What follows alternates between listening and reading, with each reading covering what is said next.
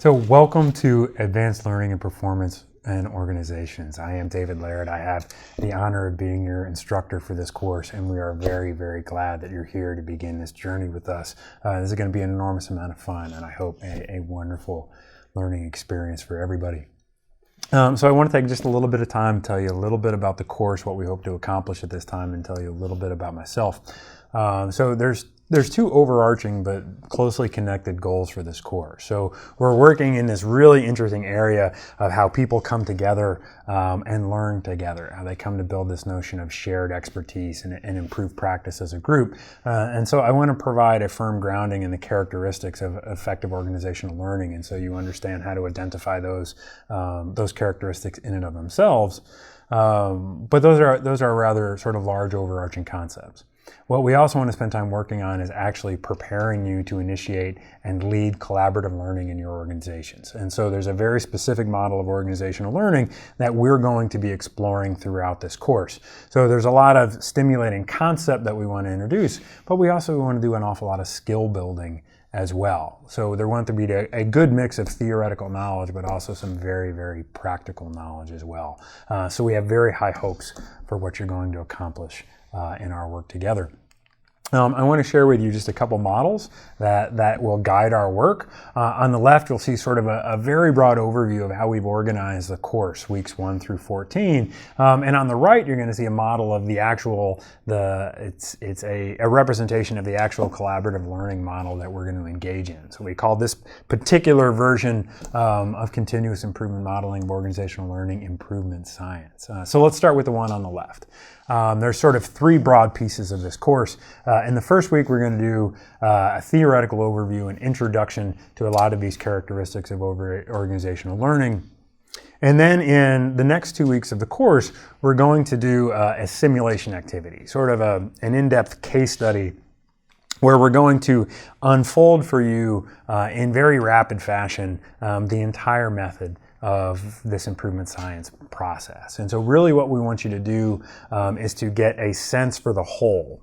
So when we move into phase 3 of the course, when we move into your improvement projects, where we want you to be working on an authentic project within your professional setting, in your professional context, and we try to go through the entire improvement method in detail, using your context as part of our curriculum, we want you to have seen all of the steps, right? We want you to know where we're headed in each piece of the work before we move into the next piece. We want you to be able to see that coming.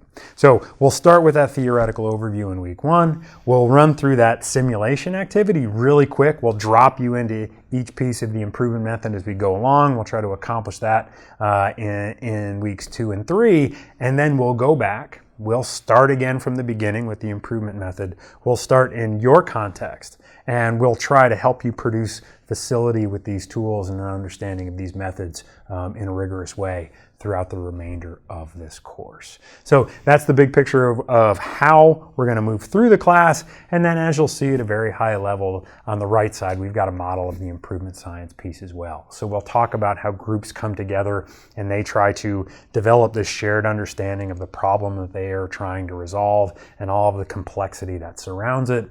They'll then move into focusing their collaborative efforts. So how do you get a group of people organized to learn effectively about the solutions that they want to put in place?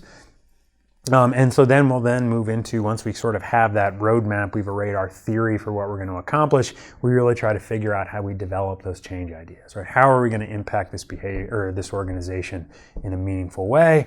And then we move into the design theory component of it, right? So how do we take those changes that we've developed, or we take those changes that we've generated, and we develop those things. We learn what we need to know to allow those changes in behavior to become part and parcel of how our organizations function.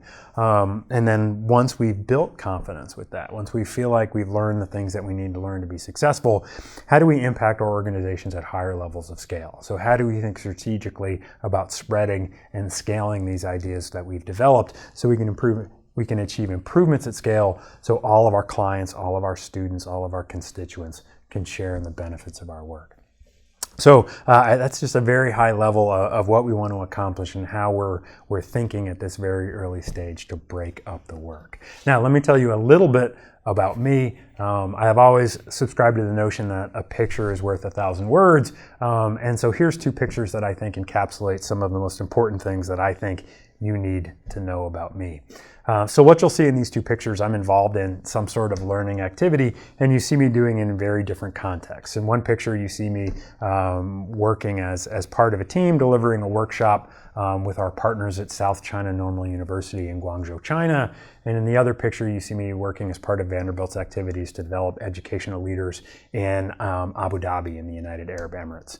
And the key piece of this, the key takeaway, is that my abiding passion is helping practitioners be more effective at whatever it is that they do. I often say that I like to peddle, I like to deal in strategies and solutions for folks.